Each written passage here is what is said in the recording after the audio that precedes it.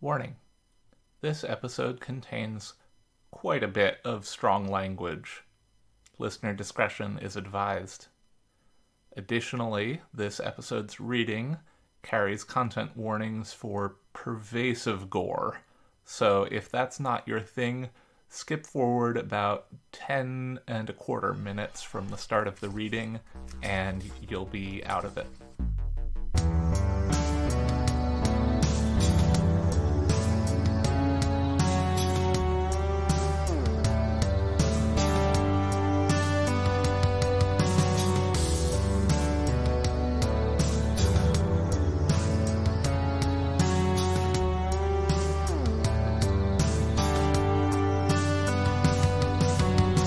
Hello, and welcome to Tales from the Trunk, reading the stories that didn't make it.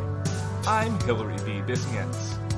Listeners, I am just excited out of my mind to introduce an author, an editor, a podcaster, the composer of Paper Wings, the theme to Tales from the Trunk, Lillian Boyd. Lillian, welcome to the show. Hi, Hilary. How you doing? How's things? It's been a time, you know. We are recording this on the second to last day of February, and the world has been garbage for war refugees and trans people, and like everything's bursting into fucking flames, huh? Yeah. Like it's a lot happening. Honestly, like I don't anybody who's able to get like anything done during this period is a fucking superhero to me. Like I don't know how anybody. Yeah, it's incredible. I can put out 2 episodes of podcast a month and like basically get my day job done. And yeah. I mean, over on Rank and Vile, Quincy and I, which of course, for listeners who might not be aware, I do a little podcast called Rank and Vile with my friend Quincy, and it's so great. Oh, go on then. We talk about horror movies. We have moved to like a twice per month format, just because, like, there's too much going on all the time, and also Quincy has kids, which frequently means that like I've got children running around my house. I can't talk about Tetsuo the Iron Man or whatever the fuck. So it's So making time to podcast, very important.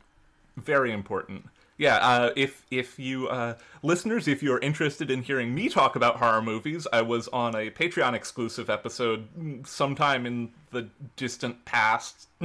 I don't remember when. During COVID, it was 28 Days Later, I think, right? Yeah! One of my all-time favorite horror movies, and, like, honestly, I think the best jump scare in zombie movie history.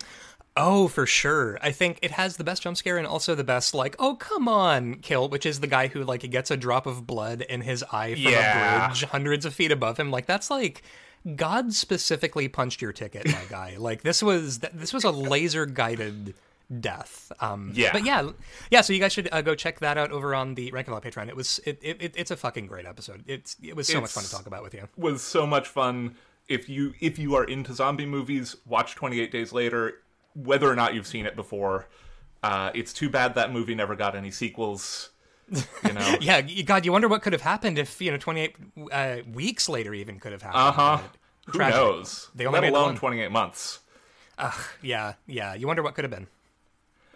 So, Lillian, you're going to be reading Inside Job. Is there anything we need to know before we get into the story?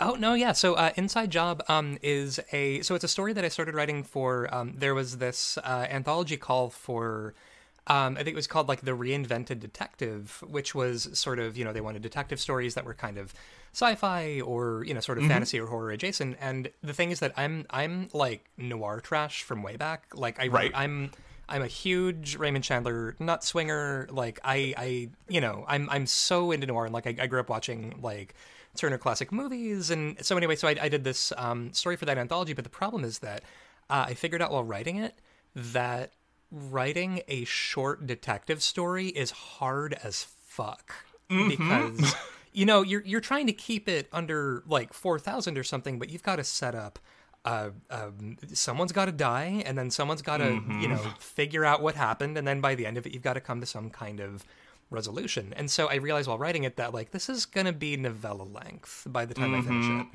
And I, like, this is one of those stories that I really, it's a cyberpunk story, it's body horror, it's neo-noir, it's a lot. It's one of those stories that, like, even, like, while coming up with it, I was like, this is me being entirely ensconced in my bullshit, for stuff that I like.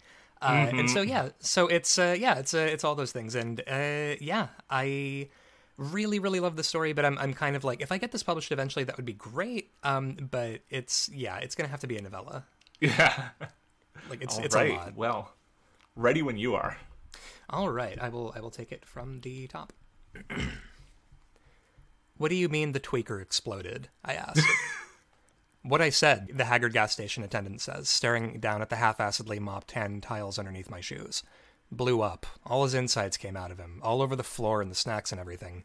Ruined all them new stim jacks we got last week, too. The stim jacks, popular with local kids who need to plug into something that'd keep their adrenal glands humming hot enough for them to get through a 12-hour shift at whatever mega warehouse they'd managed to score work at that week, lays in a rancid bundle of boxes at the top of a big rubber trash can behind the counter. So we're talking spontaneous human combustion? Guy comes in last night, he's minding his own business, then he just blows like a cherry bomb? No, not like that. Slower. A slow explosion. I could see all them guts kind of pushing out from under that boy's shirt, like something was squeezing him slow, and then his guts came out, and it was too much guts. I'd figure any amount of guts was too much guts. No, he says, leaning forward with a sharp creak that was either his spine or the ancient plastic counter. You ain't getting what I'm telling you. That boy had intestines that was coming out of his eyes and kept coming, and livers, about like a dozen livers, coming out of his chest in a big fucking heap. There was hearts pushing their way out of him, big ones, and they kept on getting bigger. He places his palms together and slowly spaces them apart, his watery blue eyes fixed on the tiles. I'd been hired by Tom Honeycutt, the CEO of Nashville Sponsor Corp, Garland Medical Holdings, to come down to the 24-hour quick go and see what I could see about the incident last night.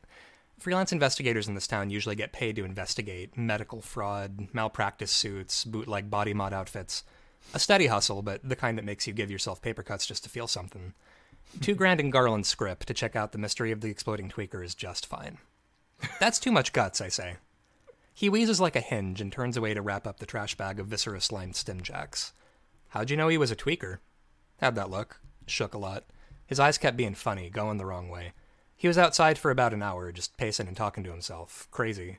Almost called city security on him, he said, lifting the garbage out of the can, grabbing a nearby bottle of lighter fluid, and marching slowly around the counter to the door. I followed. Sounds like a tweaker, I say in a voice I hope sounds friendly. You catch anything he was saying when he was out there?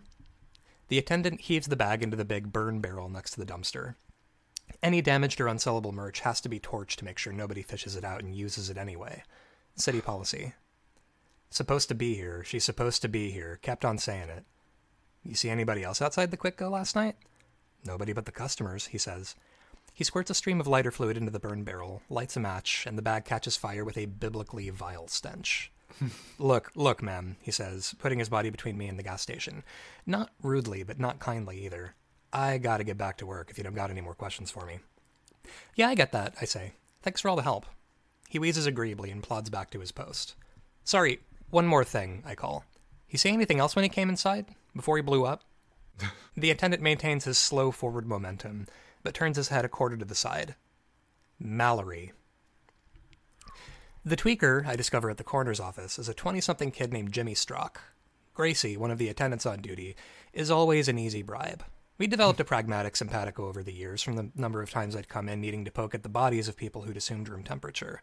After a while, they'd bumped their usual admission fee from $100 in script down to $80, which means we're practically married by Gracie standards. How'd they even get him down here, I ask. In 5 bags. There was a lot of him, Gracie says, popping their gum. They lead me into a walk-in refrigerator in the prep room where Jimmy Strock lies covered on a shelf. On the ground sits an enormous lidded tub labeled Strock, J, parentheses, continued. Well, have fun. Be sure and lock the door behind you, Gracie says, and I give a little 2-finger salute as they leave. I open my little leather case of tools, put on my thick rubber gloves, and tug the fabric off of Jimmy. You couldn't so much call it a body. It was a ruin of flesh and hair and fat and bone, gnarled into a shape like someone had tried to draw a person using their feet. The places where the organs had emerged from Jimmy gaped in the frozen air, giving him a deflated look. I try to muffle my retching, fail, and then fail again. My stomach doesn't have anything to supply, and I'm glad I opted to work through my lunch break. Clenching my toes and sucking in a breath, I stick my little flashlight between my teeth and get to work scouring the husk of Jimmy, pulling him open and digging with picks and forceps. He's empty as a February sky. Satisfied that there aren't any surprises left in him, I bring up the signal reader on my small, compact external smart box. Years ago, I'd tried to get an off-brand smart box installed in my left forearm, but my body had rejected it instantly, and I almost had to have the whole fucking thing amputated once the operating system shit the bed. My left hand never totally recovered from where the cheap thing's hookups fried my nerves. I have a contentious relationship with body mods. The signal reader sniffs the cold air, looking for handshakes from any nearby tech. If Jimmy's body is in possession of any funny imports, the box will tell me about it. A sudden short chirp, questioning, followed by a longer chirp for confirmation. I dig through the signal reader's log for the source, which stutters in and out as I draw a big circle in the air with the box, trying to pin it down. Finally, the signal holds, and I realize that the signal isn't coming from anywhere in Jimmy's corpse. Ooh. I pop the lid on the tub and follow the signal all the way to the bottom, pushing through fat, wet loops of brain and intestine until I fish it out. A little biopatch about the size and shape of a Band-Aid. The box thumbs through the little thing's data stream, thinks about it, and spits it back out like it's choking on sharp little bones. It whines, warms up more quickly than anything should warm up, and crashes.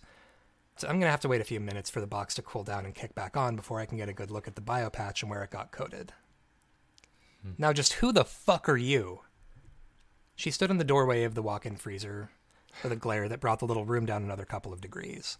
She's dressed too nicely for this part of town, but all 6'5" of her lessens the chances that anybody around here will be particularly inclined to try anything funny. Her oil-black eyes flash in glittery little stutters. She'd had eye sharps installed, the pricey kind that can pick up the heat signature of every scrap of biotech in view. One eye locks onto me and the other regards the slime-slicked biopatch dripping in one gloved hand. Her lip curls at both. I'm Abby Huff, I said, holding my palms up like I'm reassuring a bear. I'm an investigator. Just collecting some info and then I'll be gone. Investigator for who? That'd be confidential information, ma'am.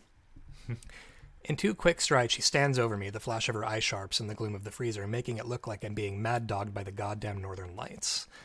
She smells like sandalwood and vanilla and warm brass, and I want to bury my face in it, and not just because of how comprehensively it overpowers the rest of the room's offerings. You know you ain't supposed to be here, she rumbles quietly. I could call city security and have them throw your bony little ass in jail for trespassing. You could, I say, but I don't think you'd get very far. Is that a fact? That's a fact. Security's not going to want to hold up what it is I'm doing. Not for the person I'm doing it for. Chief of Security hired you to come down here and poke at a dead body? Confidential information, ma'am. She seethes gently over me, her soft hands flexing as she contemplates crushing my skull like a styrofoam cup. After approximately 2 decades, one eye sharp glances over at the mess that used to be Jimmy's Strock, and all the poison drains out of her. She looks sad and tired. It's really him, huh? She says. It's Jimmy. Yeah, that's him. Shit.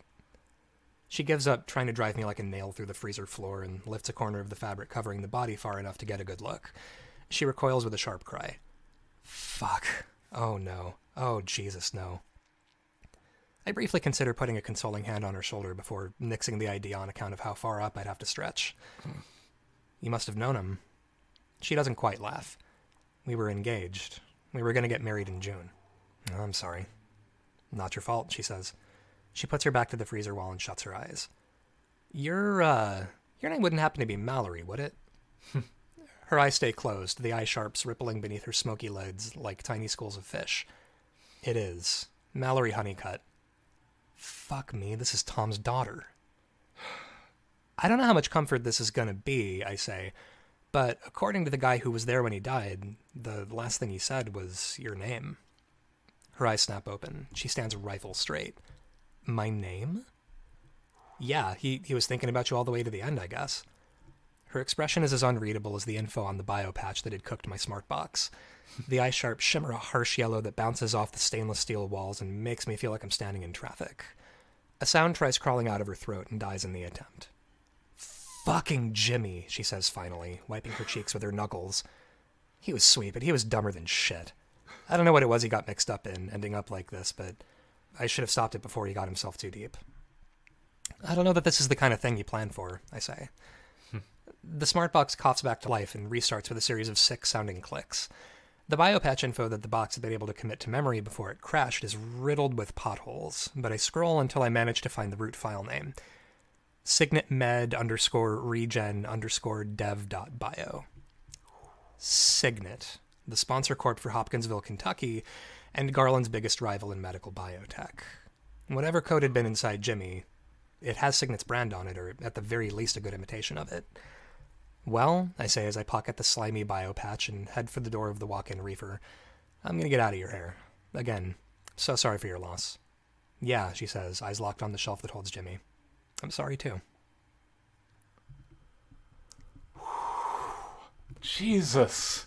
Yeah, so it's a feel good story. Yeah, it's you're definitely on your bullshit the entire way through. Yeah, I've had a couple of other noirs on throughout the life of this show, and it sounds extremely like white East Coast liberal of me to say this, but like I have been a fan of noir since Guy Noir Private Eye on Prairie Home Companion. Oh, fuck yeah. I feel like for me, like Guy Noir and Nick Danger Private Eye, I don't know if you ever, Firesign Theater, which it was always on, it was always on fucking PBS when I was a kid. And yeah, I feel like the thing about it is I realized, now there's that thing when you start out as a writer where I think you're kind of trying to, you've got a lot of people that you're into that you kind of, it's like when a kid like clumps around in his like mom's shoes or whatever, and like I'm an adult. And I think we all kind of do that with the authors we really like. And I think when I started out writing horror, especially, I was like, I was and am obsessed with Clive Barker, and so of course I always wanted to sort of do these like long, lush, sort of beautiful, descriptions. And then I realized that like it's kind of pig and lipstick when I try doing that. And I think I came to a place of just like pretty much all I want to write is pulp. Like that's the stuff that I actually enjoy writing because I'm able to get out of my head and I'm like, okay, what would be a funny way to put this? And yeah, I think I feel like pulp is making such a huge like mark right now, especially on genre fiction. There's such a fucking appetite for it. Like I love that I can read so much. I don't know. Did you see Nightmare Alley? I don't think so. Holy shit! It's Guillermo del Toro's new movie, and it's and it's neo-noir as fuck. And I love so much and you sort of wonder like hard-boiled detective fiction is basically you've got a narrator who is able to remain kind of stoic during all of this stuff, and I realize like I want more hard-boiled fiction that just has like the worst possible things in the world happening and then waiting to see if the narrator actually goes like, Jesus, what the fuck? Like it's hard to stay hard-boiled when somebody's organs are popping out of their body. But yeah, I was gonna say like the way that Sarah Gailey's Magic for Liars starts out is trying to be extremely hard-boiled, and the ability to stay detached vanishes for spoiler reasons, lots and lots of them. Well, and obviously I'm biased because I'm kind of fond of Sarah Gailey. A little bit. But honestly, like one of the things that I love so much about Ivy Gamble as a character, and it's so funny because especially like when I when I started dating Sarah, I went like a whole year without reading anything without reading any of their fiction because I was so nervous about like I didn't want to sort of come across as like a weird little fan or something because I was like no just I'm into you not because you write all this and so eventually and they sort of point out like actually it hurts my feelings. Read my shit, motherfucker. And I was like, oh yeah, you write like a fucking angel, obviously. Like I knew they were a great writer, but anyway, one of the things that I love about Ivy Gamble is that it sort of deconstructs the idea of being a hard-boiled private eye because her drinking, especially as the novel increases, because it's so ubiquitous in noir that like they're taking a slug from a bottle perennially, and then it's like no, that progresses throughout the novel. and then it gets worse, and she just keeps drinking and drinking and drinking. And and I love that it deconstructs that, because by the end there has to be kind of a reckoning with that, because you think of like, Dashiell Hammett, like if you've got like Nick and Nora. If you read those fucking Nick and Nora novels, they're having like breakfast martinis. Like they are just blotto 24/7. And so It's unbelievable. Yeah. And so anything that kind of deconstructs that, and it's like, you can't drink like Humphrey Bogart. You'll die. Don't do that. Like, yeah, completely. Yeah. And that like that's the same thing you were talking about a second ago of like pulp is having such an effect in genre and in the ways that like, it feels like, a new generation sort of is getting to rediscover pulp, and the same way that our generation of writers is playing with every other damn thing. It's like, okay, I like this, but I'm not gonna not dissect it mercilessly. Completely. Well, and that's also kind of the thing is, like, I mean, I love Raymond Chandler, but, like, the racial aspects of certain, stuff that, he's done, like, in Farewell, My Lovely, I mean, he's playing it pretty hot and loose with some of the fucking terminology in that. And also it was, written, early, 20th century. And so I think, and now I'm an H.P. Lovecraft disrespecter from way back. I think it's smart and good to do, and we should all do it. Like, I mean, obviously, fuck that dude. Yeah, fuck that guy. Like, cosmic horror is great, but you kind of can't divorce, like, him being a weird little xenophobe from how that influences fear of the unknown. And I think if you're going to do noir, there has to be a level of deconstruction, or what's also fun is to not deconstruct it, play it straight, and be as fucking splashy and ridiculous as possible. And I think with Inside Job, I mostly, so much of, I'm realizing, because I'm trying, doing it as cyberpunk, it's impossible to do cyberpunk without talking about corporations and how they own fucking everything. And I love the idea of, like, every city is kind of its own city state that's owned by a corporation, and they pay you in company script, and it's not, applicable in the next town over. And was wondering, like, so, like, what would a private eye in a cyber... and cyberpunk especially, I feel like, has always kind of played footsie with noir, you know? Yeah. I mean, like, literally from the birth of the genre, like, you can't say that, like, fucking Neuromancer isn't a noir book. Completely. I mean, fucking Blade Runner, even. Like, that's so... I mean, so much of that, especially in the theatrical cut, where you've got Harrison Ford kind of doing his best Philip Marlowe. Oh, yeah. The narration over the top of it, you could tell that even he sounds like he's like zanned out for most of it. Like it's Harrison Ford bored in an armchair, just like, all right, I guess I'll get through this fucking movie. But I think noir makes sense to me with cyberpunk, because noir and cyberpunk are both interested in digging into why people commit crime and like why people operate outside of the system in the way that they do. Because especially with noir, I mean, with prohibition, with, morality laws, with so much stuff that was going on, it was like, okay, people love doing crime. People are big fans of doing crime and always have been. And cyberpunk is such a big part of that too, where it's like, wow, we've got technology beyond what any of us have ever imagined.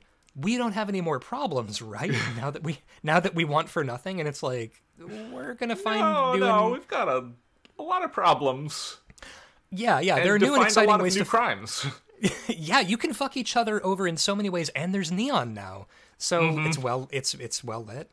But yeah, I mean, like, it makes total sense to me that noir and cyberpunk have like a natural simpatico.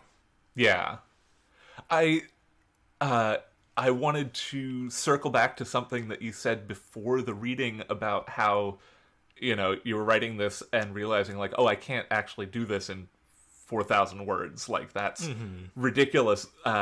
I've talked a little bit about the first story I ever tried to sell on here, which will never see the light of day again. But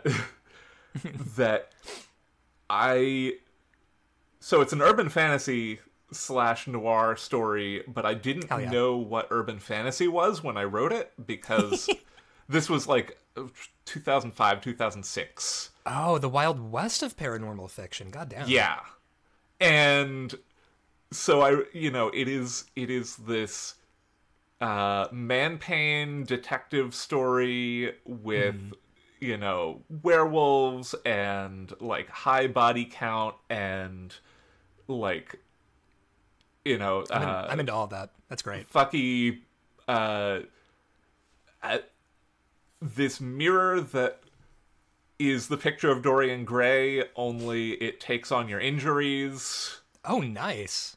I love so much about it. I will never be able to like actually sell this thing.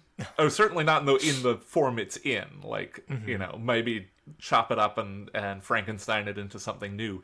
But oh yeah, I wrote this thing and it came out at like, I think the first draft I tried to sell was like 7,600 words or something like that. And like, oh yeah, I mean, again, like 2005 fucking punk ass teenager who thinks that they're just going to be an overnight sensation. Oh, of course, yeah. Yeah, I mean, I feel like, especially at that time, like you're hopped up on books already, and you're kind of, you've got the idea. What it is, I feel like that period is kind of like, when you've got a kid who has watched a lot of music videos and they've watched a lot of guitar players doing like the wheedly, sort of finger motions, and then they get on a guitar for the first time and they're like, I've watched the video for Panama by Van Halen like a million fucking times. I bet I can play. And then it's just like, blah, blah, blah, blah, blah. And I feel like that's like a lot of us starting out where, we've got kind of a head full of books that we've already read. And we're like, I bet I can do some permutation of that. And then you're able to, but it's sort of, yeah, it is what it is at the time. And I think it's beautiful. Yeah. Yeah. And like that first draft was also, you're talking about like you have a head full of Raymond Chandler. I had a head full of Terry Pratchett, and so it was just let me do witty footnotes as well, and this and that and like, I mean, it's such a mess. I mean, honestly, Terry Pratchett's footnotes in Good Omens are like the best part of that book to me. Like the best book Neil Gaiman ever wrote, Terry Pratchett wrote half of it. Yeah, like. Yeah. I think honestly, with footnotes especially, it's you kind of have to know what you're like. You really have to know your onions to do like the clever footnotes. Like I didn't get into Terry Pratchett until college, and the way that guy fucking wrote is always so incredible to me because it's sort of like a joke you don't realize you're being told until the punchline hits. So much of it. It's so goddamn neat. Like I really, really love the way that guy wrote. I won't say I grew up on Terry Pratchett because I don't think I got into, like, my dad tried getting me into Pratchett in 6th grade, not with Discworld, but with the Bromeliad. Oh, yeah. And which, I read right after graduating high school for the first time, and I was like, oh, I adore this now. Mm-hmm. But, at the time, like, he was just like, here's this book by this author I really love, you should read it, and I got like a chapter in and just kind of bounced off of it, and then like, I don't know, 6 months later or something, about a year later, I guess, I heard, or he like read to me the like scene out of Hogfather where Nobby goes to arrest the Mall Santa and instead gets taken on Mall Santa's knee and given a brand new crossbow, and I just like, that was the shit that I needed, and I just sort of like started reading, all of the Discworld adult novels in completely no sequence whatsoever.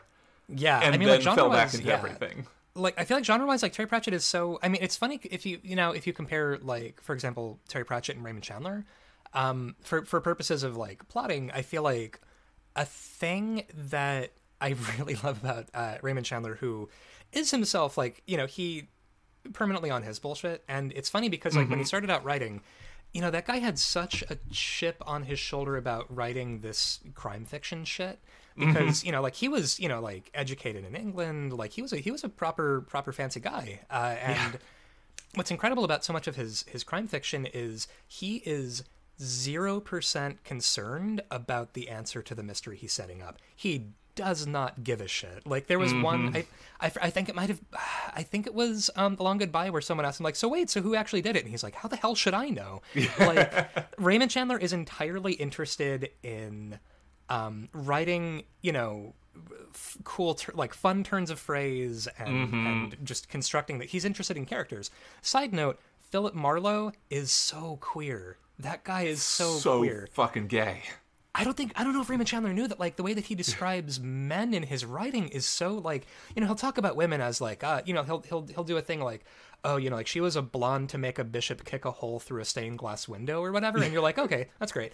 But then the way he talks about men is just very, like, he had soft eyes and just a beautiful voice, and I just, you know, found myself feeling really comfortable when he would, you know, and it's just, like, the way that he's talking about it, it's just, like, I don't know, Raymond Chandler liked cats way too much to be straight, is the thing. Are you familiar with his thing with his cats? Yeah. Like writing letters to neighborhood cats as his cat Taki, like anyway, I'm all this to say, like, I feel, compared with Terry Pratchett, I feel like Terry Pratchett is so interested in the big picture of the novel and hammering home a point.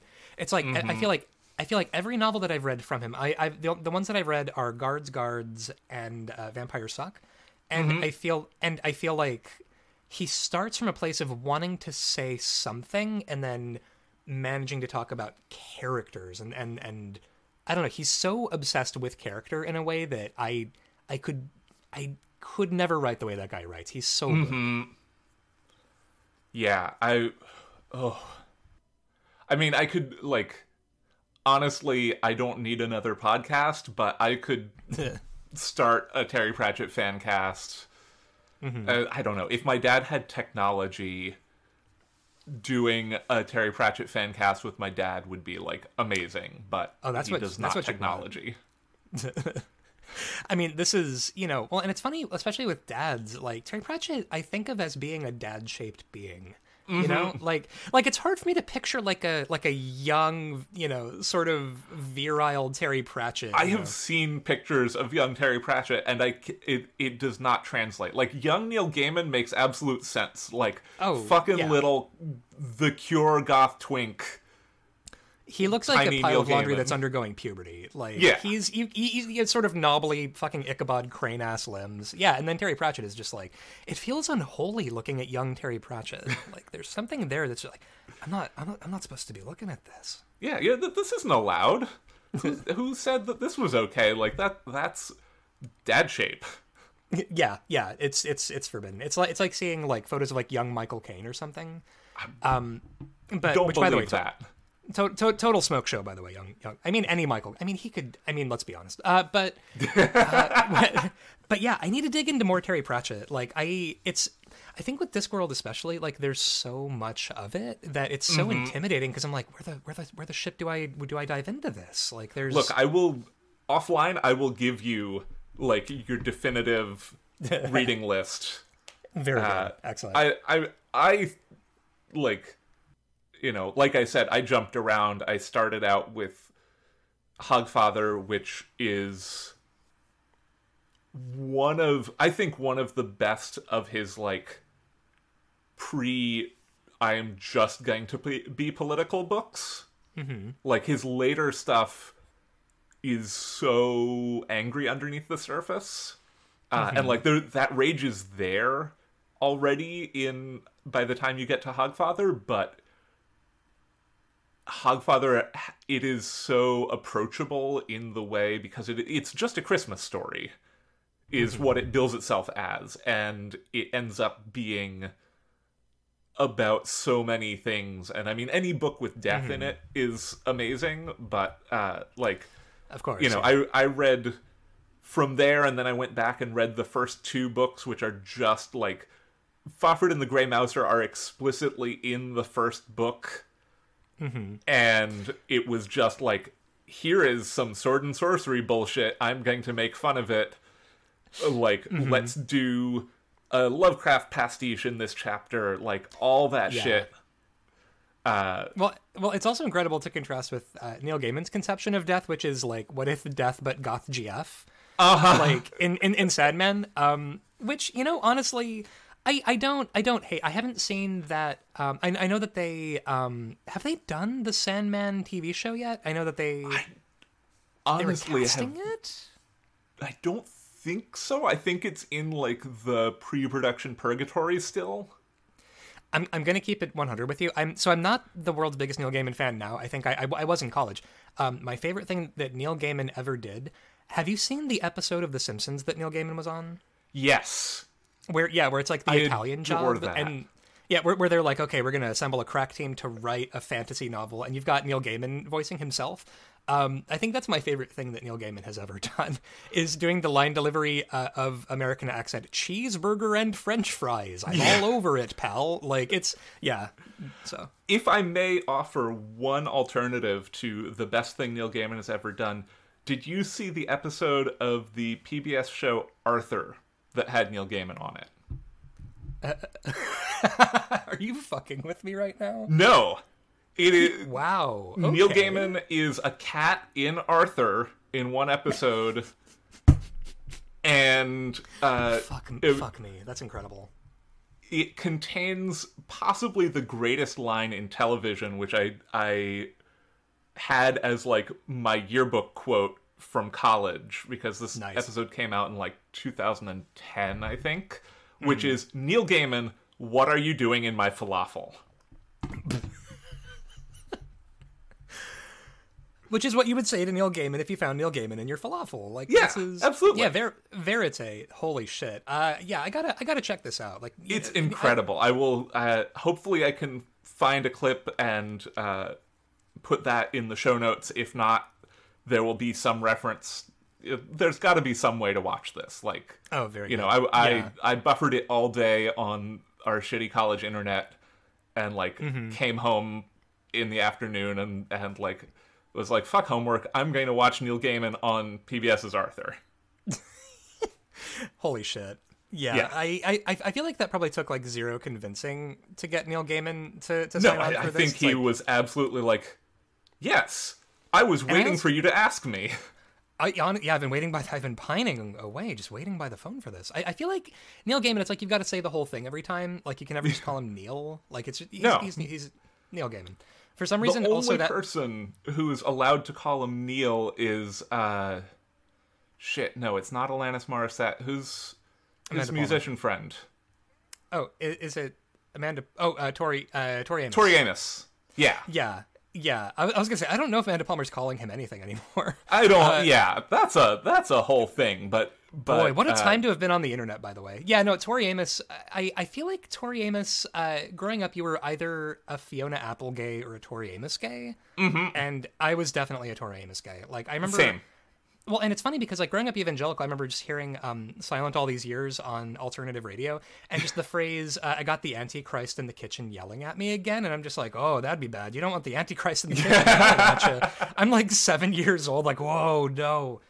But, yeah, so. Yeah.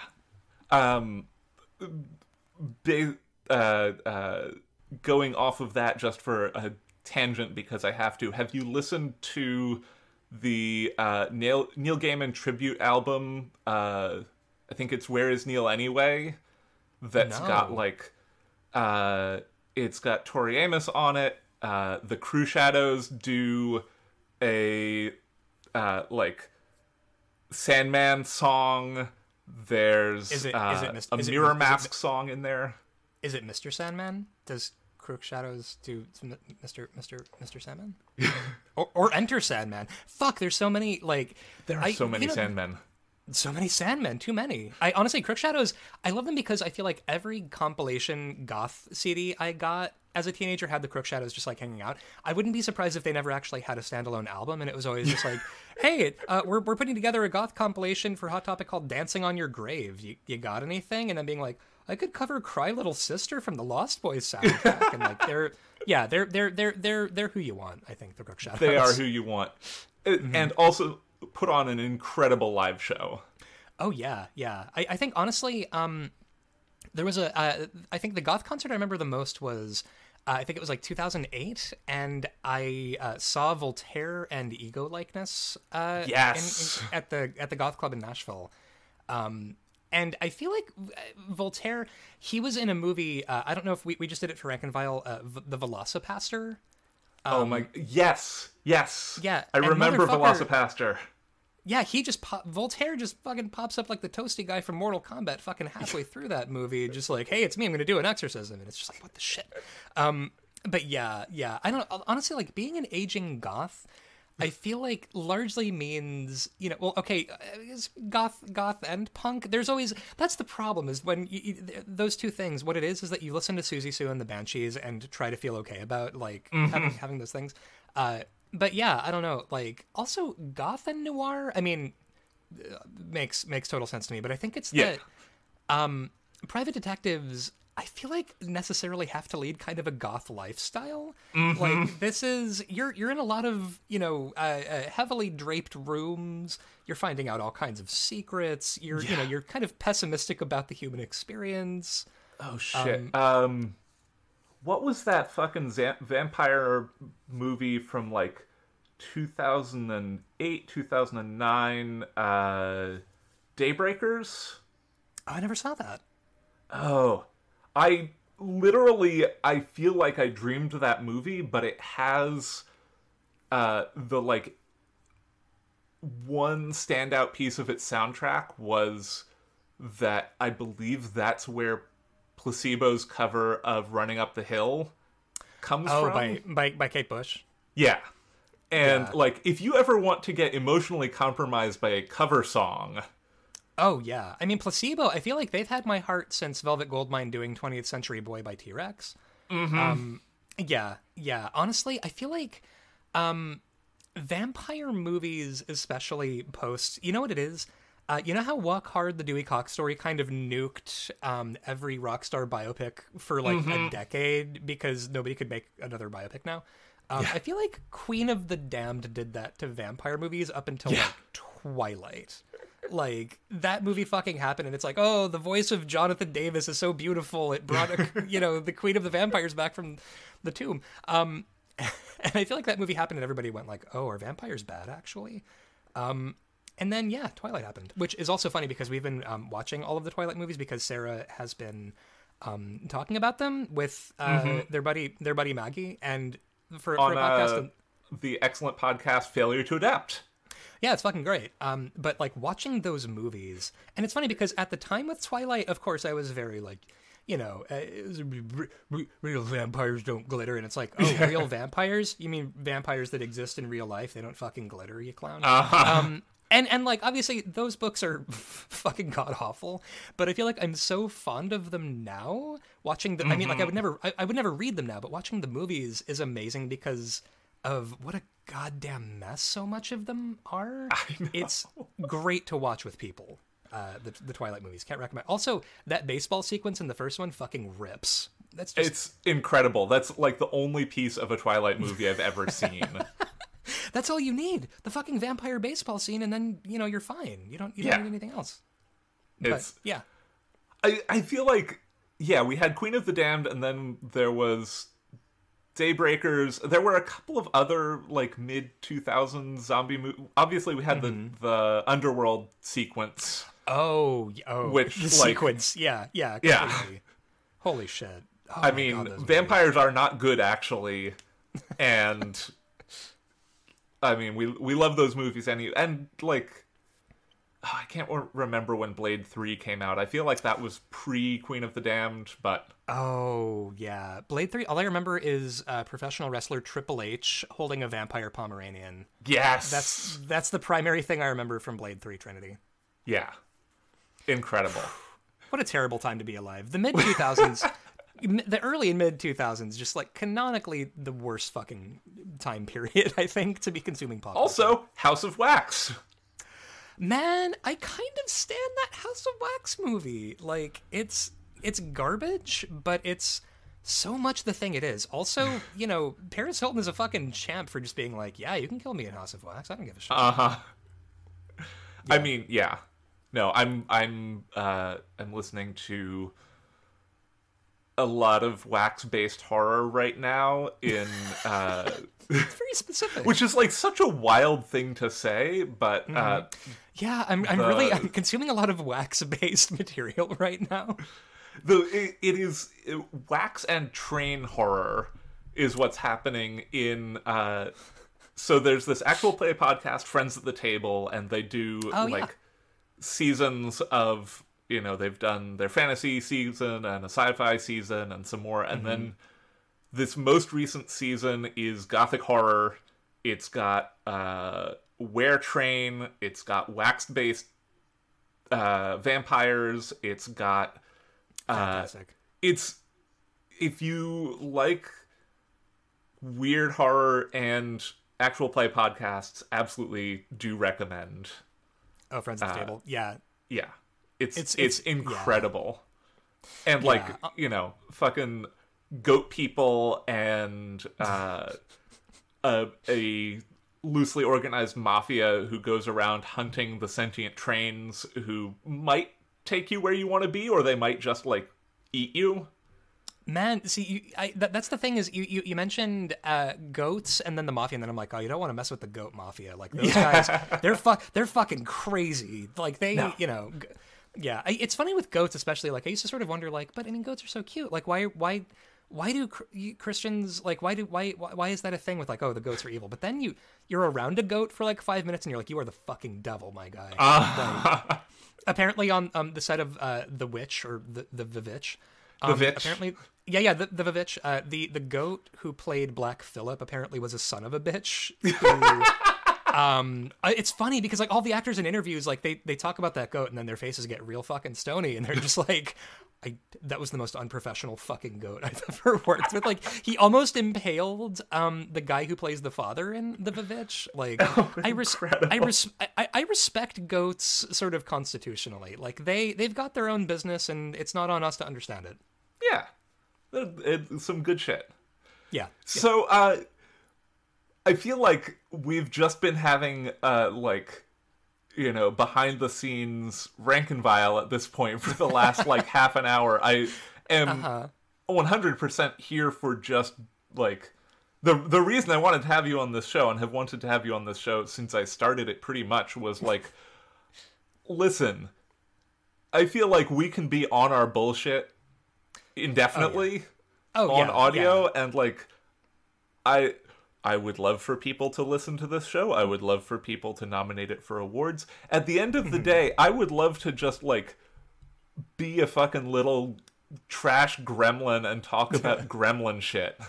Yeah, that's entirely why I do rank and file, honestly. Like the fact that we get it down on wax is nice, and I love the community, but it's so much of it is just like I like talking with my friend Quincy about goblin shit. Yeah. Like yeah, entirely. I mean, you start out most episodes with like, what ghoul shit have you been on? And like, if that's not an energy to bring into something, I don't know what is. Yeah, just straight ghoul shit. Like that's primarily what I am, and it's only gotten worse during the pandemic, especially. Yeah, like, it's just it's a real problem. It's a whole thing. It's great. Would recommend A+, 10 out of 10. Yeah, totally. I just had this weird sound, and this police box just showed up in my room, the podcasting room where I podcast. And I'm wondering, if we can step into this time machine.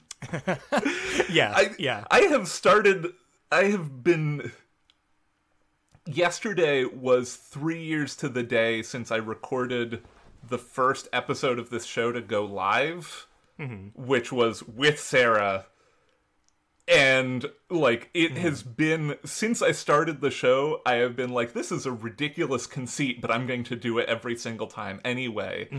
Yeah, hell yeah. But let's take a step into this time machine and go back. If there are some things that you would like to tell young writer Lillian that you wish you had known then.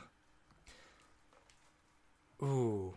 I think the one that I have is no. This is gonna sound. I promise that this isn't me being mean to young writer Lillian. This is just like straight talk only in this room. nobody gives a shit about your creative output but you, so you might as well just do it. Any shame you have around not having written enough, or any fear that you have that other people are looking at you going like, look at them, they're not right, they're not taking this seriously, not writing.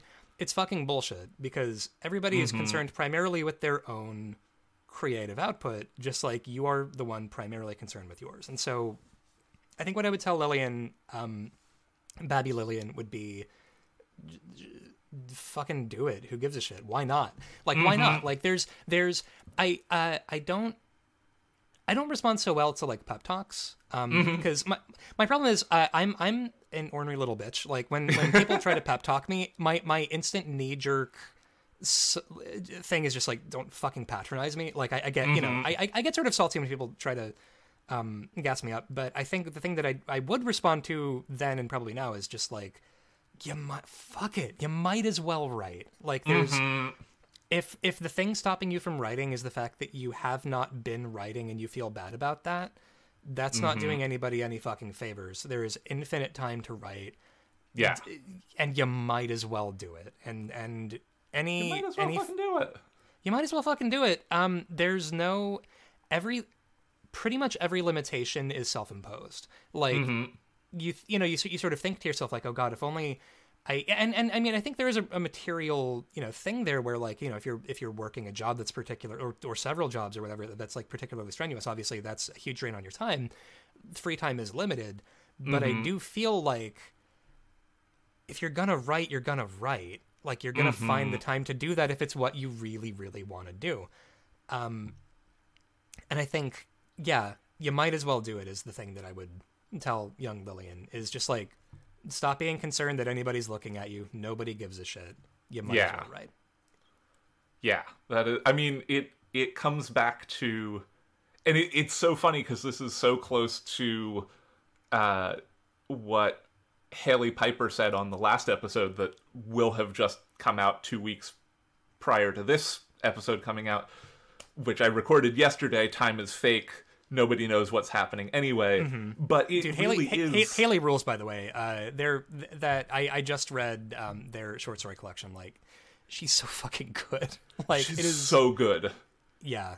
The excerpt that she read from her new book stomps ass. It's amazing. It's extremely thematically appropriate to what you read. Like this is just the month of queer body horror. Like this is our season. This is yeah. It is. Dare I say the season of the Vivitch? The season of the Vivitch. Yeah, right there. Fucking beautifully illustrated. Yeah.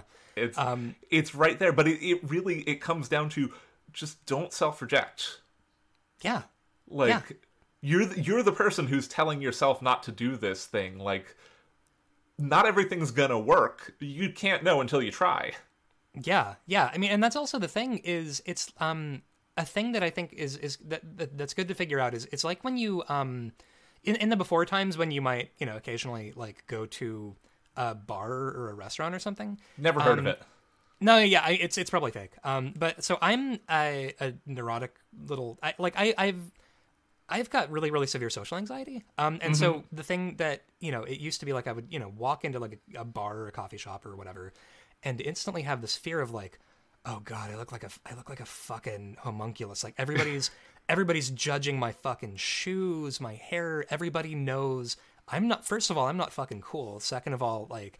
You sort of have this idea in your head of like there's like a record scratch and everybody's looking over at you to judge you, and the reality is it's really liberating. Nobody actually gives a shit about anybody else really. Like everybody's too busy worrying about people looking at them, and I think in the writing community especially, like it can be really fucking intimidating when you come into it, and there's so many talented people that are doing so much dope shit, and you sort of worry that like, oh man, if I'm over here writing my little stories, they're I'm gonna look like a fucking schmuck. And it's really just like, no, there's infinite room for stories. You might as well fuck it.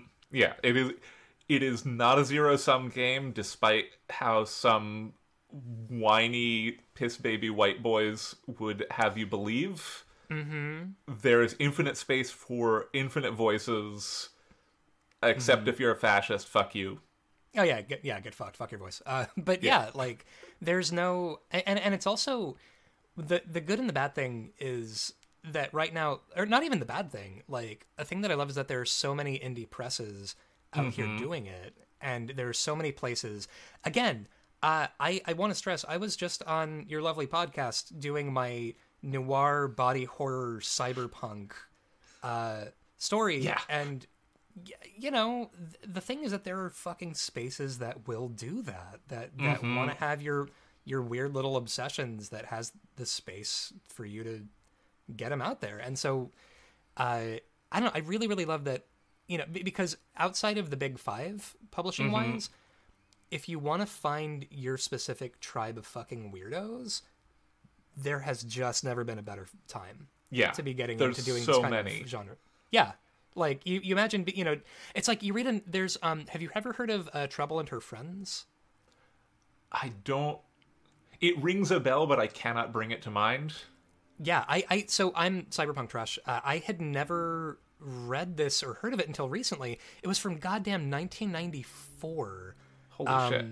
And, you know, it's a queer cyberpunk story about this group of, you know, sort of queer hackers. And our community has always been here. And I think it's funny. I think of, you know, John Darnielle from the Mountain Goats? Yeah, he's your Uncle John. I adore him. And absolutely. He's great. And he has this thing that I really love, which was, you know, he was pointing out that, like, people who complain that technology is making us more isolated was probably never isolated before, like, 1998. Like, even if it's you and some fucking chud on a film message board arguing about Alien versus Predator or whatever, you're still able to communicate and connect with another human being. Like, there's, I don't know, I like, not to get, you know, soppy or whatever, but I love that there are so many spaces for our specific kind of people to do what we do and to read the kind of stories that we would never be fucking getting out of the big five. You know what I mean? Yeah, for real. And, like, you know, to plug something that, again, happened sometime in the last couple of years, I don't remember when, but, like, you know, you got to do your issue of Fireside magazine, and, like, the stories that you selected for that were, like, fucking incredible. And, like, I don't think people necessarily, you know, I don't know the history of all the stories that were submitted, but, like, I feel like some people sent you shit that they were like, holy shit, I want to send this specifically to Lillian. Like, yeah. And that's what I love, is, like, so many of the things that I mean, not to be mean, none of us are unique, really. Like, we, of course, we're unique. Like, we have our own shit, but the stuff that we're into, I mean, there's always somebody else who's kind of into the same shit or is working the same beat. And yeah, honestly, doing that issue of Fireside was so great because it was really affirming that, like, yes, the weird garbage I'm into, it's, you know, there's enough room in the garbage pile for all of us, and I think that's beautiful. There is enough room in the garbage pile for all of us. Honestly, like, tattoo that across my heart. Yeah, so that's, but that's me being schmaltzy, you know? Like, it makes me feel good. Yeah. Do you want to be schmaltzy about some other stuff? Because I've got some other stuff to be schmaltzy about. Oh, please, by all means. Can you be schmaltzy about Rank and File? I know we've, like, basically just done an episode of it, but, like, and, you know, explained it to death, but tell our listeners who maybe just didn't know that they were waiting for a couple of fucking garbage goblins to talk about every horror movie. Tell us about it. You know what my favorite horror movie is? Every horror movie from the last.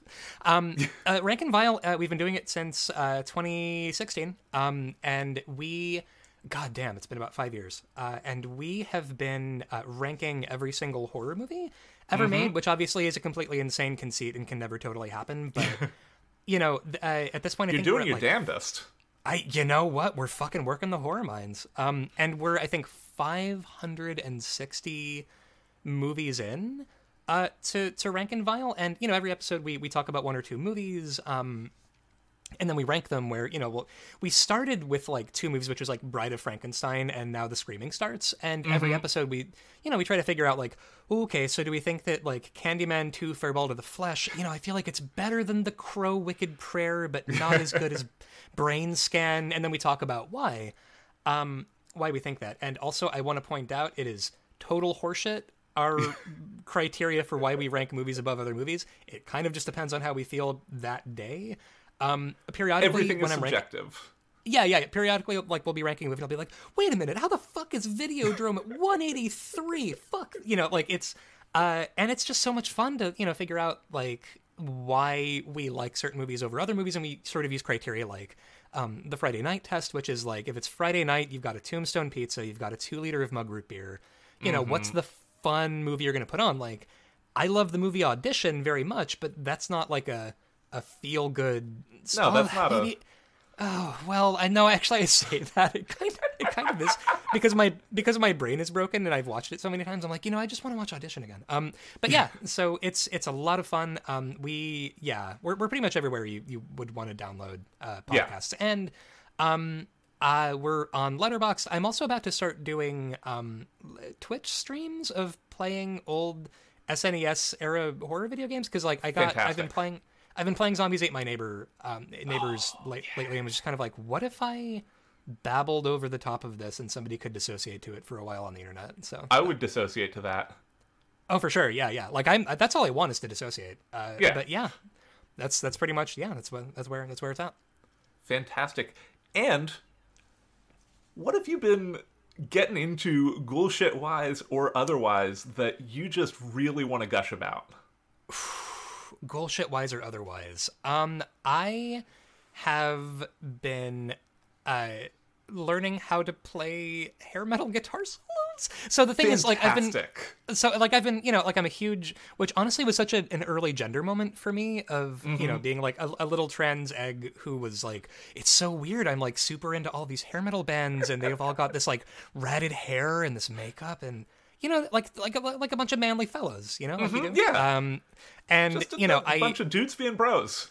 Yeah. And so I've been playing guitar for like 20 years, but I've always been sort of a forlorn plunker, as my dad would call it, because and I've just been going through like, I'm gonna play the solo from Dream Warriors by Dawkins, and then very quickly realizing like, oh, George Lynch real good at play guitar, I not so good.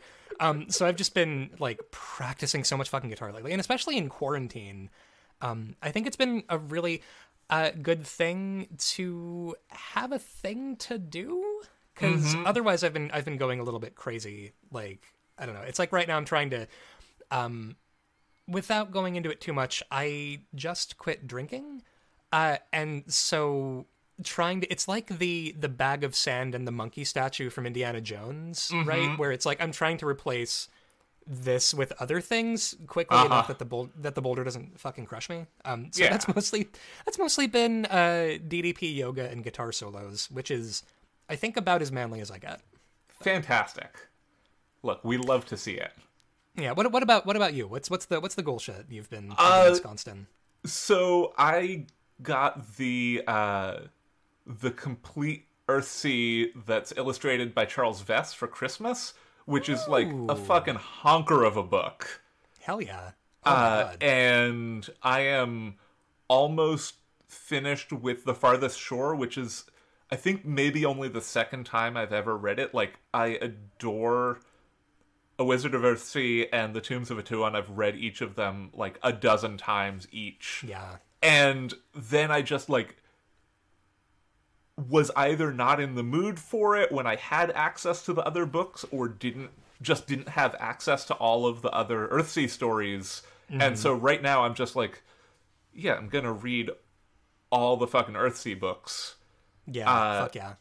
And, and plus with Charles Vess's amazing illustrations on top of them, like, I adore...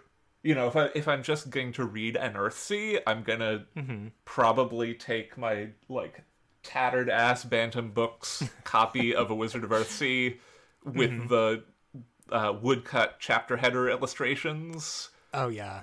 See, I love Earthsea because like I'm an anarchist, and like Ursula K. Le Guin is like a real freak when it comes to like just sort of being like anarchist leanings. Like it's I love how many small babies got introduced to anarchist ideology just from Ursula K. Le Guin just being like, hey kids, you know it's not great, the government. Yeah. it's extremely good. Yeah. So I've been getting into that, and then I'm also like, so one of my like extremely goblin hobbies is building mechanical keyboards, which I got Holy into shit. like, I don't know, probably 4-5 years ago now, when it was still like, I mean, it is an extremely niche hobby among niche hobbies anyway, but Hillary, there was that's like so cool. little. That is so fucking cool. I don't think I've ever known anybody who does that. That's Yeah. amazing. It's so much fun, but I just got into there's a dude who made his own endgame keyboard and decided that in designing it he was going to write a scripting language to allow other people to programmatically generate keyboards. And I've been thinking for a while, like, you know, I really my main board for 3-4 years now has been the Kibio Iris, which is a fantastic keyboard. I'll have a picture of it in the show notes. Pull it up here right now. It's this sort of like Wow. split.